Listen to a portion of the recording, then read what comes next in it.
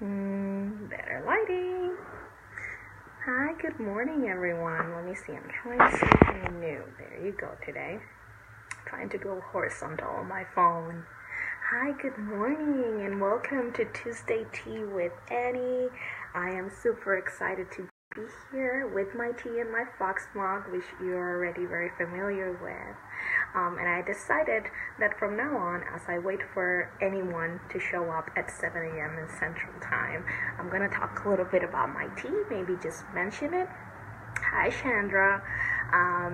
Today I am having Serenity Now, which is a fun mix of herbal tea and peppermint, which is delicious, especially during this time of the year. And welcome everyone. Well, I already have someone here, so I can start yapping. Welcome. Today I am talking about the bane of my existence. And I say this because it's a very real thing that I know not only me deals with, and it's the whole freaking concept of procrastination. Now, procrastination, for what it means, which is the act of delaying an action for X or Y reason. It's very simple, and I think we've all fallen victim of it at one point or another. But there is something that happens when procrastination becomes a habit, becomes our default for doing or not doing something that matters to us. And I first want to open with my personal experience of procrastination. I believe that procrastination is not the problem. Procrastination is the symptom of the problem. It might show up for you in a very different way. But procrastination for me is a symptom of my anxiety. It's a symptom of my thought system, of my thought habits. Okay, procrastination becomes part of my belief system in a way, and that's how it shows up. Why do I say it is a symptom of my anxiety? It's because it's part of the vicious cycle that anxiety gives us. Hi, V. When you're anxious, you know that you go into fight, flight, or freeze. Procrastination is a way of fighting, fleeing, or freezing, whether you believe it or not. Because when you procrastinate, you are resisting something that is your fight mode. In your mind, maybe the reason why you're procrastinating something is because you just don't want to do it. Or maybe your procrastination is your way of avoiding things, and that is your fleeing mode, is your way of, you know what, I'm not gonna even think about this. I'm gonna binge watch Netflix because Stranger Things is really rocking it for me lately. So you go into procrastination mode. Or maybe it is a way for you to freeze. And freezing can actually look like a very busy state of being. Okay? And that is usually what happens to me. I get really busy and don't do anything. That's my procrastination mode. Now, where does this come from? As many of the, I would say, of the action habits that we have, as many of the action habits that we have that we've developed due to our belief system, it usually comes from one or two places. Okay, one or two thoughts. One thought is, who the hell am I to be doing this? So there's the fear talking to us. Okay, so who am I to be embarking in whatever this is? This is not gonna end up well. I am not gonna, and okay, I got disconnected there for a little second. Okay, so if I'm not going to be able to pull this off, that whatever that is, I'm not going to do it because it's not going to be worth it for me. Okay? So that is one thing that you need to keep in mind. What is the thought that is coming to your mind when you're procrastinating? That is where you want to start to deal with your procrastination. One of the things that I like to do, like I explained on our last video, is rather than identifying the thought right away, I want to identify the feeling. Okay, so how do I feel the second that I shut down? The second that I know, because there's that thought in your mind that's telling you, okay, I shouldn't be doing this, I should be doing this other thing. So what is that emotion? How do you feel at the moment? Are you angry? Because there's the resistance, there's the moment you're like, I really don't want to do this thing, I really don't want to tackle it. Then are you anxious? Are you feeling that nerve? Ewa. Okay, so hopefully that won't happen. I'm sorry.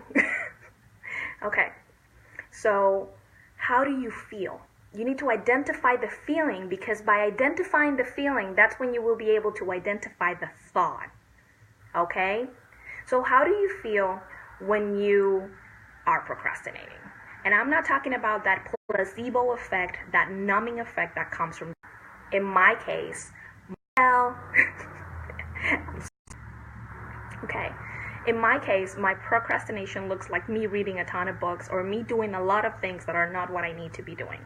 Because my procrastination disguises itself as productivity. Who else has that problem? That you think that you're getting a lot accomplished, but you're not actually doing what you need to be doing. That happens to me all the freaking time. So you want to be really mindful.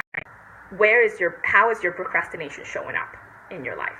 How is it that you're able to manifest that procrastination? It's not always been watching things, it's also being really productive. So you want to identify how you feel and then identify the thought. Okay, so the thought in my mind, like I've told you before, anger is my default. I procrastinate when I am doing something that I do not want to do for the life of me. I procrastinate it. Even though I know I need to do it in order to get somewhere else, I won't, because I'm angry and I ain't gonna do that shit. So that is my emotion. And when I identify the emotion, then I identify the thought. I am angry because I don't think I can get it right. And it pisses me the hell off. I don't think that I can really pull it off. I don't think that is worth my while because I can't do it perfect. So there is my perfectionist thought. And as you all know, I'm a recovering perfectionist, and I will be for the rest of my life. But it's good to be able to identify this thought. Now, how do you combat this thought? How do you combat the procrastinating thought that's causing you the emotion, that's getting you in that groove? Okay, the first thing is that you need to start, like I usually do when it comes to my mindset work, you need to start collecting evidence of the opposite. Okay? The first thing that you need to do is start collecting evidence that no, this is not how it's going to go down. So how do you do that? You look back into your past, recent past, long time ago, whatever, and you look for evidence of similar endeavors that felt the same that you accomplished. Okay? But let's say that this is a new thing, that you've never done anything like it, and I'm right now going through a process like that, okay? So I do not have anything to particularly compare, so I am in a coaching program, and I am putting together something that's going to be massive.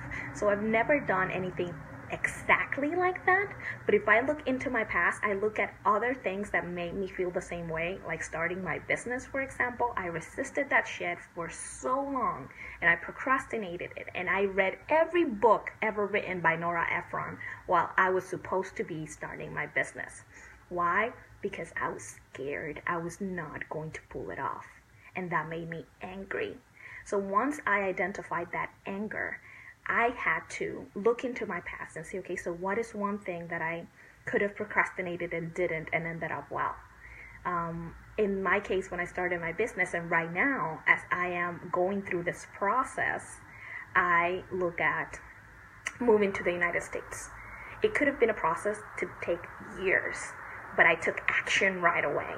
I tackled it. I found the paperwork. I talked to my husband. We made it work. Okay, and it was scary, and there was a lot of resistance there for me, but I showed up, and there's my evidence.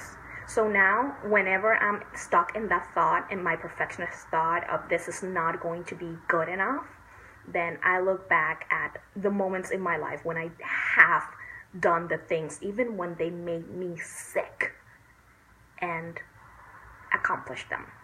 Now, what's the key there? The key there is figuring out your why. I love it because in my coaching group that came up yesterday.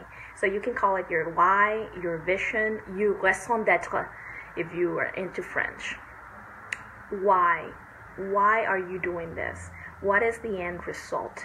What is more important than any fear that you have? What made you start? Okay, I want you to hold on to that. What made you start? What was it so important at the moment that you needed to start that allowed you to do it? And hold on to that every moment of the day that you're feeling like you need to procrastinate, whether it is with busy work or whether it is with laziness. What is your why? Now, let me tell you something. Procrastination is really hard to kick on your own. Okay? So this is when accountability partners, or this is when just friends come into the picture. Okay? So when it comes to kicking procrastination or nipping procrastination in the butt, you need to find somebody that will help you. And this is how I do it. I like to do, especially because I procrastinate a lot with work, I like to find co-working buddies. Okay? So it's either one or two people that I can email or text at one point in the week and be like, hey, can we get together at this time and just work for an hour? Someone else's energy of actually doing the thing motivates me to not procrastinate anymore. So that is when you enlist support. The reality is that if you are left to your own devices, if you are isolated, procrastination is not going to go anywhere, because you're going to find a way to rationalize to yourself every single day why you're not doing what you're supposed to be doing. In my case, it's because there's other things that are important. That's my reason. Okay, so I tackle those things rather than doing what I need to do.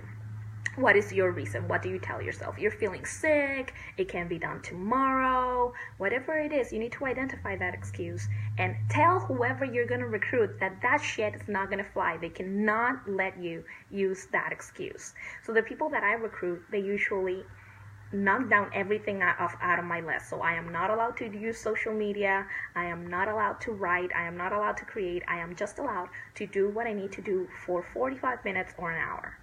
And I time that, and it is important because you need to break your productivity, and more than your productivity, you need to break your activity levels into chunks so that they won't feel overwhelming. Because the second you feel overwhelmed, procrastination is gonna kick in. So you need to make sure that it's something that you feel comfortable handling in any specific amount of time. Because if you don't do it like that, you are setting yourself up for failure. It's always going to feel like too much. Okay? So when it comes to procrastination, you need to first figure out what the hell this is coming from. What's the thought that is coming through? So first you identify your emotion, how do I feel, and then you identify the thought that is making you feel this way. It's usually better and easier to do it that way because the human being has over 60,000 thoughts every day, and it's really hard to identify them all unless you can tie them to the emotional response. Okay? So after you do that, then you identify how does procrastination manifest in myself. My case is aimless productivity. What is your way? How does procrastination show up in your life? Okay? And once you identify that, then you recruit someone in your life to help you get out of that fucking hole. You can't do it on your own, and there's no way that I can stress this more. You can't do it on your own. There is no freaking way. Human beings are not lonely beings. You are not an island. And I'm going to tell you a little not secret. So I have a tattoo. I have a tattoo on my ribcage that says self-made or never made. And that is the one that I regret because I do not believe that anymore. That was in a time of my life when I believed that nobody really used the internet. Now I understand that it takes a fucking village not only to raise a kid but to grow a business, to grow as a human being. You can't do it alone. So if the reason for your procrastination is, for example, chronic anxiety, is something clinical, make sure that you're getting your help for that. Don't go at it on your own. There's no shame in getting help. Mental health is an important issue, so you need to tackle that shit. If, on the other hand, your issue with procrastination is that you don't really know what you want, get help, get a coach, get somebody that will allow you to discover what you want. If, on the other hand, your issue with procrastination is that you simply can't handle whatever it is that you're doing, get assistance, get an accountability buddy, get somebody that's going to be there with and for you, okay? Don't go at it on your own. There's no need, okay? Okay, so when it comes to procrastination, understand that it is not the problem, it is the symptom of the problem. Okay? You don't want to believe at any rate that once you deal with procrastination, it's never gonna come back. It comes, and your belief system is what's ruling whatever that ride that you're on is. Okay? That's on the wheel. You need to start retraining yourself and retraining your thoughts. And you start retraining your thoughts by identifying what are the thoughts that are repeating themselves, whether you want them or not. Okay, that is your thought habit. So you want to start working on that. Okay, I think that today was short and sweet, and I'm gonna call it quits right now because internet is a pain in the butt. I hope that it served you. If you at any point are dealing with procrastination, I know that I'm getting over some serious procrastination bout. And if you need any help, if you have any questions, if you have any comments, please just drop them here. The video will be up in my YouTube channel like in 5 minutes, so you can watch that over there again. And cheers everyone, happy tea drinking, bye bye.